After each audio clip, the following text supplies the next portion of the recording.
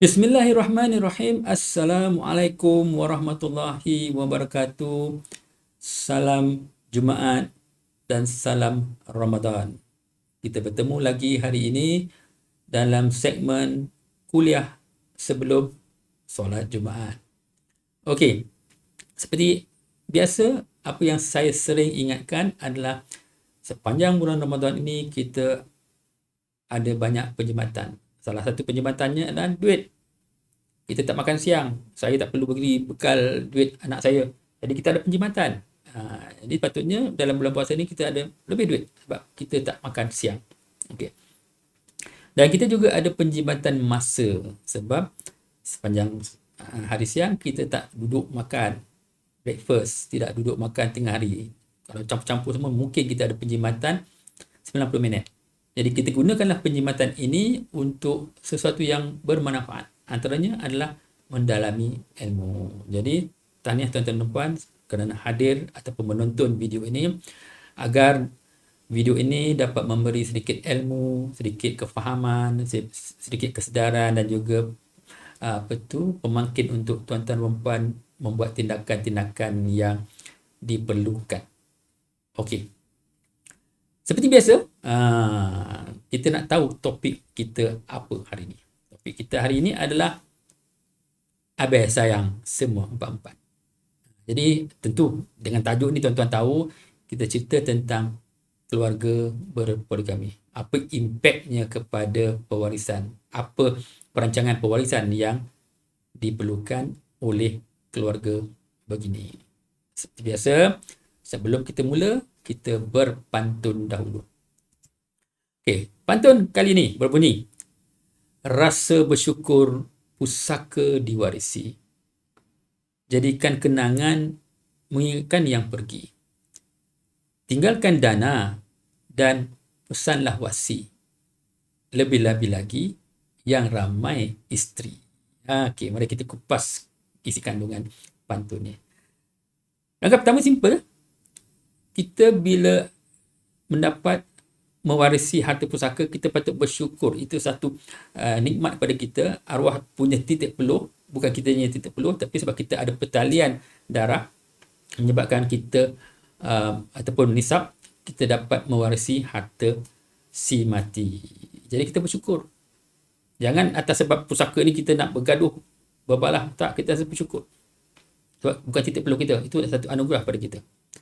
Satu, jadikan ia kenangan untuk mengingati yang pergi. Jadi selalu saya nasihat kepada semua waris-waris, kalau dapat harta pusaka, belanjalah harta itu untuk sesuatu untuk membuat kenangan. Contohnya, simpan dalam tabung haji. Duit, kalau dapat duit tunai, supaya ada hasilnya setiap tahun, kita ingat ambil dividen, kita ingat ini dividen ni pada duit arwah. Ataupun kita buat sesuatu pada rumah kita, contohnya kita buat ubah suai bilik air ke dapur. Setiap kali kita tengok ubah suai tu, kita tinggal ni duit arwah ni. Ataupun kalau kita punya ekonomi agak bagus, kita tak perlu pun duit arwah tadi. Kita bawa dan pergi ke dan wakafkan duit itu sama ada ke masjid, kepada pusat tahfiz dan sebagainya. Supaya kita nampak harta itu dimanfaatkan dengan cara yang baik. Jadi, dan yang ketiganya, tinggalkan dana dan pesanlah wasi. Saya juga selalu pesan, salah satu harta yang baik kita tinggalkan adalah dana pantas. Duit yang tak beku. Contohnya ada KWSP yang berpenama, ada tabung haji yang berpenama, ada takaful hayat yang berpenama. Dan perlu ada lantik wasi. Dan sebaiknya wasi itu juga adalah orang yang sama sebagai penama, supaya kita boleh pesan pada wasi tadi, kalau meninggal, duit KWSP ni ditakbir oleh wasi. Duit tabung haji ni ditakbir oleh wasi. Takaful hayat ni wasi.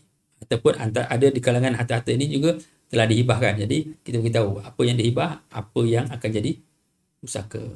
Okay. Kena lantik wasi dan pesankan pada wasi, dan sebaik-baiknya juga tinggalkan dana-dana ataupun duit tunai pantas. Dan akhir sekali, lebih-lebih lagi yang ramai isteri. Jadi berkaitan dengan topik hari ini, apa yang saya nak tekankan adalah perancangan pewarisan memanglah penting. Semua orang wajib untuk buat sesuatu untuk merancang Jangan hanya biarkan meninggal tanpa sebab perancangan harta yang tepat. Okey. Perancangannya berniat untuk apa? Untuk memastikan harta kita dapat dipanjangkan manfaat, untuk memastikan keluarga-keluarga kita tidak mudarat, untuk pastikan tidak ada perbalahan disebabkan oleh pusaka, untuk memastikan tidak ada siapa pun di kalangan waris-waris kita berdosa sebab termakan harta haram. Itu hasrat kita nak buat. Dan lebih kritikal adalah golongan-golongan yang saya pernah sebutkan dulu, yang perlu membuat perancangan sebab mereka mempunyai risiko untuk bermasalah.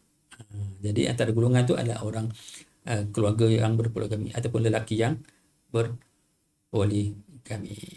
Okey, itu maksud pantun saya. Saya harap pantun ini dapat sedikit memberi kefahaman, kesedaran dan juga rangsangan untuk bertindak. Tak kisah tuan-tuan dan puan dalam golongan mana pun. Okay. Tapi hari ini kita nak fokus kepada golongan ataupun keluarga yang berpoligami.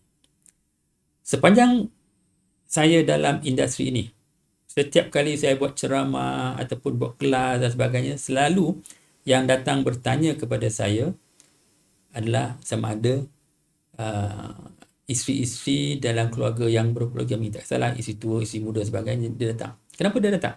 Sebab mereka takut gusar. Mereka tahu risikonya. Apa berlaku kalau suami meninggal? Apatah lagi,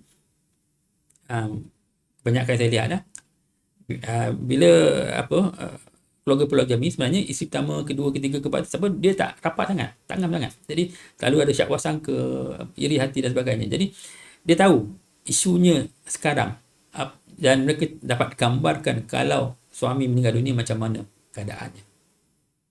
Okey. Apatah lagi mereka juga sedar kalau tanpa suaminya mereka akan menghadapi kesukaran untuk meneruskan kehidupan. Jadi mereka datang. Dan kami nasihatkan, salah satu perkara yang saya nasihatkan untuk ajak si suami untuk datang untuk kami tolong suami untuk berbincang. Okay, itu satu. Satu lagi golongan yang saya juga selalu dapat ialah golongan balu kepada suami yang berpoligami. Dia datang jumpa kami mengatakan, okey, suami dah meninggal dunia tetapi isu pusaka belum selesai sebab saya tak dapat berjumpa pun dengan isteri-isteri yang lain ataupun berjumpa tak dapat bersepakat ataupun masih nak gaduh je kan. Jadi datang. Jadi apa yang saya nasihatkan ialah tak kisahlah salah seorang daripada isteri-isteri itu melantik kami sebagai pihak ketiga untuk menjadi moderator. Okey. Dan ada beberapa kes yang kami dilantik salah seorang isteri untuk menjadi moderator dan dapat selesai. Sebab kami sebagai moderator, kita tidak berpihak kepada mereka yang melantik kami. Kami berpihak kepada arwah yang pergi. Kami akan berlaku secara adil, memberikan fakta-fakta yang sebenarnya untuk membantu mereka faham, bermufakat dan mencapai persetujuan untuk memastikan pengagihan pusaka berjalan dengan baik, teratur dan tidak ada siapa pun yang mudarat. Okay. Tapi yang paling jarang-jarang saya dapat ialah didatangi, dihubungi oleh si suami yang berpoligami. Malahan ada beberapa ketika apabila saya pergi berceramah sebagainya, saya akan dapat soalan-soalan juga daripada suami-suami yang berpoligami. Kadang-kadang akan timbul juga perdebatan yang mereka mengatakan, tak apa, kami pandailah berlaku adil. Tak apa, kalau saya meninggal pun pandai-pandailah mereka.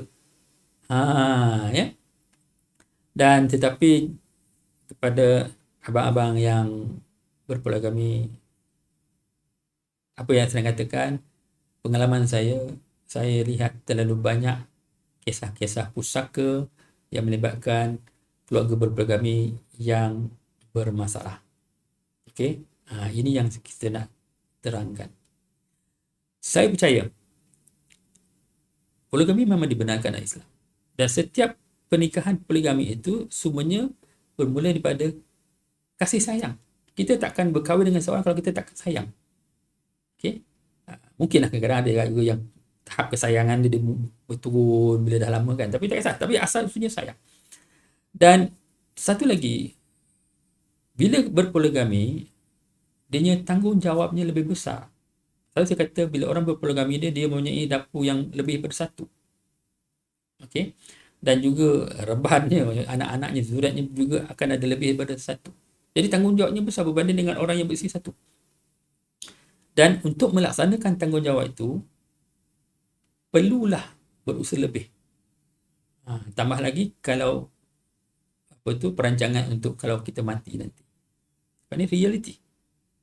Jadi persediaannya kena lebih rapi dan lebih kukuh. Dan itu yang saya selalu sarankan kepada golongan-golongan yang berpoligami untuk datang untuk kami bantu. Banyak cara yang kita boleh buat untuk memastikan orang-orang yang kita sayang. Siapa tu? Isteri-isteri kita.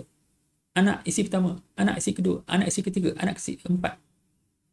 Ataupun walaupun dah cerai seorang, anak-anak itu tetap zuriat kita. Mereka tetap waris-waris faraid kita. Sebab kalau kita tidak peduli, takut-takut ada di kalangan waris-waris kita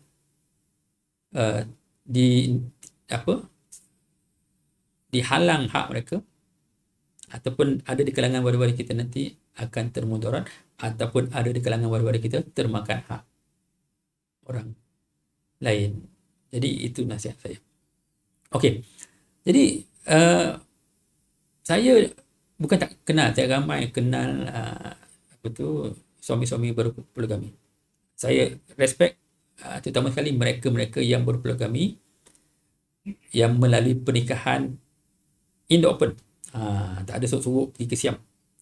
In the open. Dan semua tahu, antara pertama kedua tahu kewujudan masing-masing. Bukannya ada isteri gelap. Yang poligami open ni saya respect. Okay. Pernah kawan saya, housemate saya masa bujang, ayah dia berpoligami. Saya pernah pergi ke rumah mereka di Batu Pahat. Ayahnya ada 2 biji rumah, teres setingkat, sebelah menyebelah. Dia pecah dinding tengah. Di sebelah sini perabotnya sama, di sebelah sini perabotnya sama. Ada gambar ayah dia dengan ibu pertama dengan ambil medal. Di sebelah sini pun ada gambar ayahnya dengan isteri kedua sambil ambil medal. Itu saya respect. Ya. Begitu juga saya baru-baru ni ada membuat perancangan hibah untuk seorang sahabat saya yang juga berpoligami, yang saya respect. Proses poligami itu, proses dokumen perwasiatan itu atau hibahnya dibuat dengan kehadiran kedua-duanya, isteri pertama kedua. Dan semasa sesi tanda tangan hibah pun kedua-duanya hadir serentak. Itulah yang jenis poligami yang saya respect, dan saya respect sahabat saya itu sebab dia tahu risikonya dan dia nak pastikan kalau dia pergi, isteri-isterinya yang dia sayangi secara adil, tidak mudarat dan dapat teruskan kehidupan, dan harta-hartanya juga dapat diwariskan dengan cara yang baik.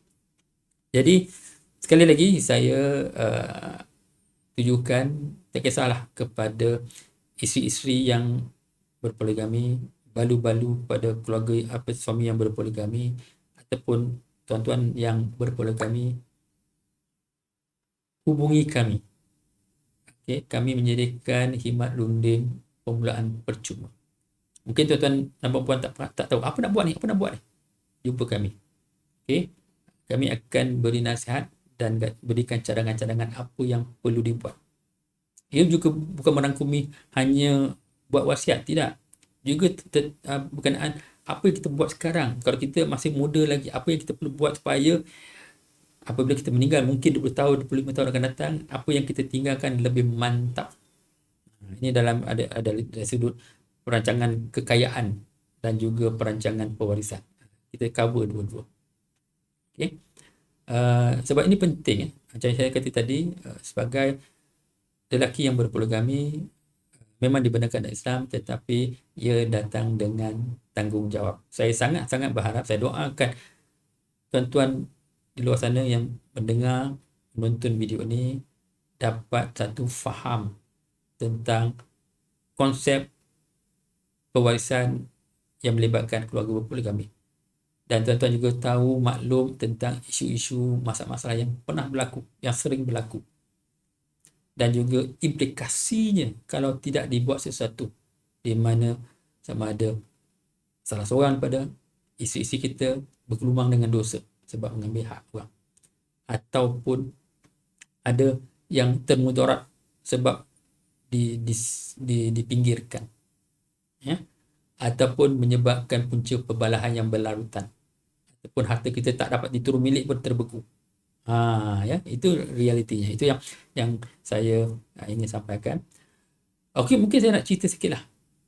Okey, ada kes benar di mana ada seorang suami ini ada 2 isteri saja. Okey, yang mana isteri pertama dah dikahwini hampir 30 tahun, tapi tak ada anak. Dan si suami ini mempunyai harta banyak, ada rumah bernilai hampir 800,000, ada KWSP, ada tabung haji dan sebagainya. Tetapi mungkin di hujung hayatnya dia terjumpa sama dia yang dikasih, aku nak kahwin lagi. Dan dia berkahwin dengan seorang wanita yang lebih muda. Dan dikurniakan zuriat seorang anak lelaki. Pada usia hujung 60-an, baru berkahwin dengan isteri kedua 3 tahun, mempunyai anak yang berusia 2 tahun. Si suami ini meninggal dunia. Okey. Dia ni tak adalah kaya sangat, tapi dia tak sempat nak menyiapkan satu rumah untuk isteri kedua. Isteri kedua masih menyewa dan isteri kedua tidak bekerja. Okey. Jadi apa berlaku bila si suami ni tadi meninggal dunia? Kalau ikut faraidnya, si isteri pertama hanya ada 1/16. Isteri kedua 1/16. Bakinya adalah budak kecil tadi yang berusia 2 tahun. Dan semasa hidup memanglah isteri pertama kedua memang tak ngam pun, tak berjumpa pun, tak pernah berjumpa pun. Jadi bila dah meninggal dunia, boleh boleh yakin ke yang mereka boleh berbincang? Tak ada berbincang, dibiarkan saja. Tambah lagi yang tak bincang sebab isinya adalah penama kepada semua harta tunai. KWSP-nya, tabung hajinya, adalah duit ASP sikit yang terbeku. Tapi si isteri pertama dah dapat. Dan dia beranggapan ataupun dia saja nak percaya yang itu duit dia. Sebab dia memang tak ngam dengan isteri kedua. Dia pun pakai. Begitu juga rumah yang dia duduk itu, dia continue walaupun nama arwah. Dia duduk bertahun-tahun. Yang si isteri kedua pula dah lah tak bekerja. Tiba-tiba tak ada nafkah daripada suami dah meninggal. Tak juga dapat nafkah sepanjang edah. Dah si arwah tadi berhutang dengan isteri ni. Kan? Jadi inilah realitinya kalau tidak ada perancangan. Apa yang berlaku dalam keluarga dia tadi, contoh yang saya sebut tadi. Si isteri pertama tadi tanpa sedar mengambil hak anak yatim, budak berumur 2 tahun lagi. Okey. Dia ambil duit, dia pakai sendiri. Rumah dia duduk. Okey. Dan kemudian dibiarkan harta itu terbeku. Masih nama arwah. Sampai bila-bila kalau tak diuruskan, tetap nama arwah. Kereta, kereta lama kelamaan, lepas 5 tahun kalau tak buat apa-apa, kereta tu juga tak boleh guna. Kan? Yang kesian, isteri kedua terpaksa meneruskan kehidupan, mungkin kena ambil cari kerja. Anak tu siapa nak bela? Mungkin semasa hidupnya si suami ni tadi tak terfikir pun dia sayang dua-dua, tetapi sebab dia menuntut hatinya daripada berfikir implikasinya, walaupun mungkin pernah dengar pendengar seperti ini, tetapi tidak membuat sesuatu, meninggal dunia. Dan akhirnya menyebabkan apa yang selalu dikabarkan yang akan berlaku kepada keluarga yang berpoligami, iaitu perbalahan, harta tak selesai, ada pihak-pihak yang termakan hak dan berdosa. Jadi nasihat saya sekali lagi sebelum kita habis ialah dapatkan khidmat runding, faham implikasinya, benda ni real, ya. Jadi macam mana nak dapatkan khidmat runding? Mudah saja. MyPusaka mempunyai digital community MyPusaka online yang mana semua masyarakat boleh mendaftar secara percuma. Okay, kalau tuan-tuan dapat pautan daripada mana-mana ahli, daftarlah. Sebab sebagai ahli ada 7 manfaat utama yang dapat secara percuma. Apa dia? Akan ada aplikasi pengiraan faraid percuma. Ada aplikasi untuk membuat draft pewarisan. Dalam tu ada nota-nota penerangan apa, kenapa lantik wasi, kenapa lantik penjaga harta, apa itu harta pencarian dan sebagainya. Semua ada. Isi saja. Boleh draft saja. Begitu juga kita ada aplikasi untuk mohon urus pusaka. Kalau contoh ada ahli keluarga kita meninggal dunia, adalah garis panduan, checklist dia dan juga template-nya untuk mula mohon urus pusaka. Ada juga nota-notanya memberi penerangan kenapa kena buat ni, kenapa buat ni. Ya. Dan keempatnya, ia juga merupakan gerbang ilmu, supaya di dalam tu ada video, ada nota dan juga ahli-ahli selalu dijemput kepada event-event ilmu yang seperti ini. Kelimanya, ia juga merupakan satu saluran mudah untuk dapatkan bantuan.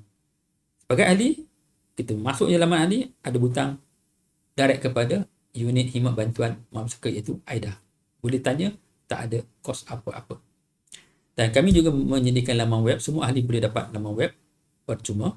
Untuk apa? Apabila kita dah tahu, kita dapat manfaat daripada platform ini, kita dapat faham, kita dah amalkan, kita dah buat solusi untuk diri kita, menyelamatkan diri kita, kita nak orang lain tahu juga. Sebarkan. Secara langsung sebenarnya, bila kita sebarkan, kita juga berpeluang dapat ganjaran saham akhirat, iaitu saham menyebarkan ilmu yang bermanfaat. InsyaAllah berganda-ganda. Kita hantar ke orang tu hantar ke orang lain, jadi sebab usaha kita dapat banyak pahala berganda-ganda sebab kita menyebarkan ilmu yang bermanfaat. Yang ketujuhnya, takkan akhirat saja, kita juga memberi insentif. Kalau tuan-tuan sebarkan kepada kawan-kawan sanak saudara, mereka juga nampak kebaikannya, mengamalkan dan mengambil solusi yang ada sikit bayaran, dan tuan-tuan akan dapat juga insentifnya. Ini ganjaran dunia. Jadi dapat 7 manfaat walaupun tak bayar apa. Okey.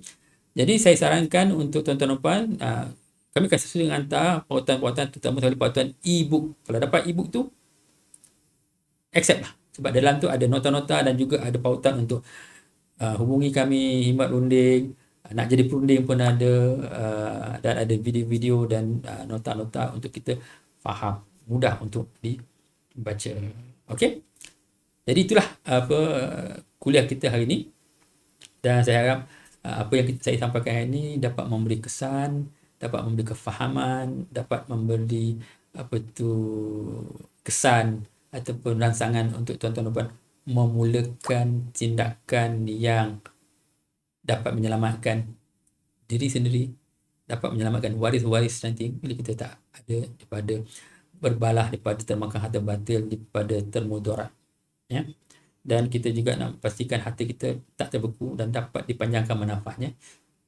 Dan kita pastikan roh kita juga sejahtera, tidak ada hutang tak berbayar, tidak ada waris-waris bergaduh sebab harta pusaka kita. Okey.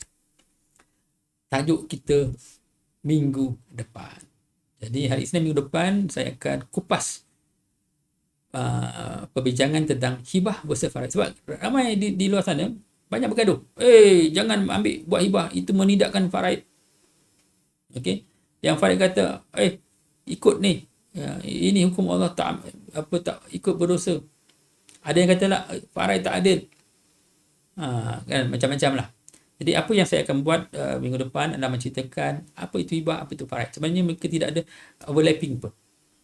Kita kena faham apa itu hibah, kita kena faham apa itu faraid. Jadi kalau nak tahu, jumpa minggu depan. Dengan itu, wabillahi taufiq wa hidayah. Assalamualaikum warahmatullahi wabarakatuh.